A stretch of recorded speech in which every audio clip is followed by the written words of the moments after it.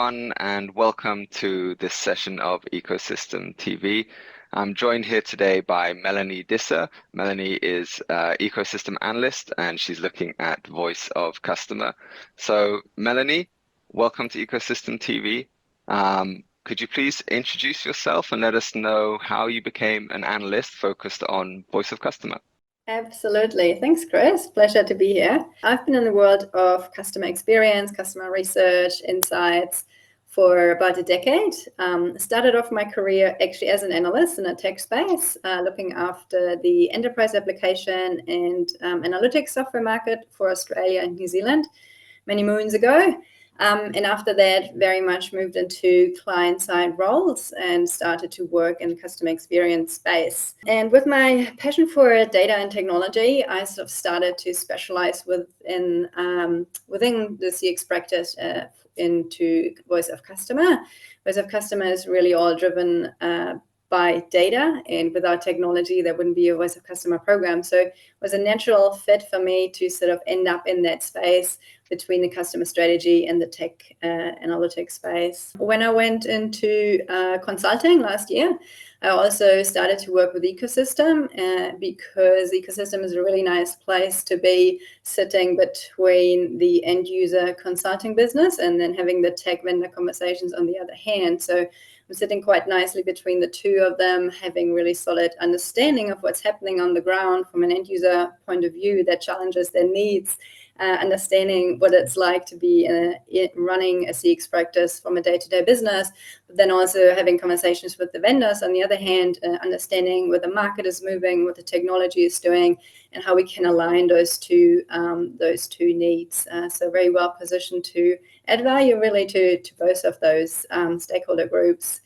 And another reason that I'm with Ecosystm is that I'm a huge fan of thought leadership, and I'm quite keen to share knowledge and educate or help educate what good looks like. CX is still fairly new as a practice for businesses compared to sort of your more traditional finance, marketing type of practices. So being part of shaping the conversation, what good looks like and how we mature programs and what's happening in the market is something that I'm sort of quite passionate about as well. Fantastic. So today we're going to spend a little bit of time talking about VoC and some of your experience in that. But why, as we start off this conversation, why is this so important for customers to get this right? Having a very solid understanding of who your customers are and what their experiences are as they interact with you, your products and your services, what's working for them, but also what are the friction areas they encounter and things we can do better is really critical for the success of any kind of business, really. And so Voice of Customer really is the mechanism to do exactly that. Voice of Customer is a practice that helps you understand the experiences your customers have with you, and then also identify the areas where you can improve to really use that knowledge as a differentiator in the market and make sure your customers are happy with you, with your products, your services, and stick around for longer, and you have all the cross-sell, upsell, lifetime value benefits. But it's also helpful because often when we talk about reducing those friction areas that customers encounter, it's also often areas that that impacts employee experience. So we can iron those out as well and drive employee engagement through that. And it helps with operational efficiencies and reduce cost as well. What key tools and methodologies do you believe are essential for capturing and analyzing all of that feedback based on these things and this business technology customer landscape that is changing so rapidly? I mean, AI this year has been a great example of how quickly things can change, in particular in the world of Voice of Customer, because we are data-driven, and we're literally, with our technology, there wouldn't be a program. It's changed so much for us in terms of how we can listen to our customers, how we can analyze the data, what we can do with the information, and then how we drive action on the back of that as well. So there's a lot happening in that space, and I think one of the biggest challenges that we see is a lack of actually acting on feedback. And that's often why Voice of Customer programs get a bad reputation as well from a ROI point of view. So when it comes to this evolution and this feedback, is that a process thing, or is that a mindset thing? Is how do you ensure that, well, we are evolving and we are monitoring and we do have processes in place that mean that we're capturing this, we're analyzing this, we're actually doing something with it? It's really important to review what you're doing and how you're doing it every now and then. So annually, or at least every couple of years, having a review of the entire program in terms of what you're doing, who's using it, the technology you use, the type of information you capture. Like the easiest examples in the voice of customer space really is the evolution from listening to surveys only, as surveys as our sole source of customer feedback, to now moving into the world of unsolicited feedback, whether it's contact center, social media or online reviews. There's such a vast range of data sources we can now tap into. So if you build your program solely on surveys, you do need to make sure you keep updating your roadmap as well, and make sure you change it and adapt to the market changes. AI is another really great tool for us to consider when we think about the technology and how it may impact our roadmap. There's a lot of functionality that's becoming sort of bubbling up over the last year. This year has been really amazing in terms of the developments in the tech space for voice of customer. So there's a lot happening around predicting experiences, predicting metrics, or recommending next steps and actions, which is something we haven't really seen before. The quality of text analytics for insights generation has improved dramatically. So you may want to consider, changing providers potentially, or looking at including other data sources, whether it's external ones or maybe hooking into your CRMs or into your contact center solutions. So there is a lot that's happening and changing, but then there's also constant. So for example, if you think about your processes and frameworks, like a framework like an insights to action framework, for example, it's not really impacted by technology. It's a framework that helps you understand how to move from raw customer feedback into creating tangible actions that you can actually execute on to improve the customer experience. So that will continue to run alongside your roadmap, while there are things on the roadmap that need to be adapted depending on market trends. Like it could be customer expectations as well in terms of what good looks like and what we're now expected to be delivering, or it could be a technology change that simply makes our life potentially a lot easier. In your opinion, what are the primary drivers behind the increasing importance of VoC in improving customer experiences, and how are you leveraging these drivers in the work that you do? I think what we've seen a lot more of is that organizations are a bit maturer in the sense that we don't have to have conversations anymore around why it's important to be customer centric. A lot of conversations are around, yes, we know it's important to be customer centric, so we know we need to do this thing, whatever it might be.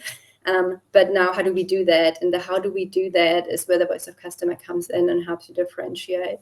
Are there any specific challenges you've encountered while implementing these programs, and how did you navigate those to create meaningful insights and results for the customer? When I think about client engagements and sitting down with a client, one of the things that I usually scribble down is the insights to action framework. And I think that's really the biggest challenge for organizations, changing the mindset from being a metric measurement type of program to being an experience improvement type of program. So not just thinking about what type of feedback do we want to collect and how do we collect it and then how do we analyze it, but also what type of action do we actually want to drive on the back of it, and how do we enable in driving change through the business to act on those improvement opportunities. So that whole piece around acting on feedback is something I see often a huge challenge for organizations. So traditionally, when you think about your traditional research or insights teams, which is often where VoC sits, unless it sits in a customer operations space, there's a break between generating insights, it's the insights team, and then there are other teams who need to execute on the insights that we generate. And there's often a little bit of a break. And I think that's the biggest challenge, to understand that it's actually the job of the CX team to have governance in place, to create structures and processes to enable the sharing of data, but also enable teams to act on the feedback. So I think the insights to action piece is certainly one of the biggest challenges that I see organizations struggling with. And another sort of related piece to that is It's a mindset shift. So often when we think about voice of customer, we think about surveys and measurement, right? Metrics. That's sort of what comes to mind for a lot of people. And it's now that we're at a stage where we can collect data way beyond surveys and tap into all those other unsolicited conversations that are happening everywhere, and have the means to analyze that in a way that we couldn't do before. And we can really generate a much richer, higher quality insights. We need to think from measurement, collecting feedback, into sort of becoming the engine room for your experience improvements almost. So it's no good having a solid program in place to collect data and create your monthly reports. It's really important to change the mindset to, okay, what do we do with that feedback? How do we drive action? How do we improve the customer experience? Because that's ultimately what your voice of customer program should really be doing. What do you see coming up on the horizon? What are the emerging trends or technologies or the game changers that you're seeing? And how do you think organizations are going to be able to stay updated and adapt their strategies accordingly? So what we've noticed, especially across the ANZ region, is that maturity is still fairly low across organizations in terms of understanding how to do CX, how to do voice of customer, and what voice of customer really is. So when we think about emerging trends and what's happening and how we can make sure we're staying on top of everything, or people don't always know what good looks like or what is possible, what is out there. So if we think about a maturity model, we just created one at Ecosystm as well for our CX and VoC practice. It really helps you understand where you currently are at, but then also what does good look like? What is possible? If you think about changes in terms of technology and how it's driving the maturity of programs, where do you want to be? Where do you want to get to? And how do you get there? So maturity model is a really beautiful tool to help organizations adapt to change. In terms of actual trends that we see, it's really interesting. I mean, this year, I don't think anyone can say they haven't heard of AI. AI certainly had a huge impact for us in the VoC space as well. The way we can analyze data has really shifted through AI. The quality of text analytics has improved tremendously this year. And as I said before, there's more new functionality that we see coming through in terms of recommending next steps and actions, which is, a challenge for a lot of organizations to understand, okay, you have insights, but what does it mean? What do I have to do with that? So we're getting a little bit more sophisticated with that as well. In the contact center space, we even see sort of automation of some of those activities. So say there's a recommendation or a next step that comes up, we can automate some of those functionalities now, which is fantastic. But what we also see is sort of we could be able to predict experiences, predict churn, predict lifetime value, but also predict performance of a experience. So often, and the last thing I would say is something really exciting that we've seen over the last probably couple of years, but it's sort of really shifting gear a bit this year, is a little bit of a convergence in terms of tools that are being used and how we're using them. So again, contact center is a great example. If you think about the conversations in a contact center, what we do is we analyze the conversation and then provide cues to the agent, or maybe we recommend a knowledge-based article, help them within that very specific use case. When we think about it from a CX point of view, we also want to analyze the call and the conversation. We want to understand what is the conversation all about, but we don't necessarily want to help a single person on the phone. We want to understand that there's a lot of traffic coming into the contact center because of a root cause issue somewhere, right? So from a CX point of view, we want to avoid driving the traffic into the customer, into the contact center, and avoid having customer experiences that create friction. So remove that friction area at the very beginning.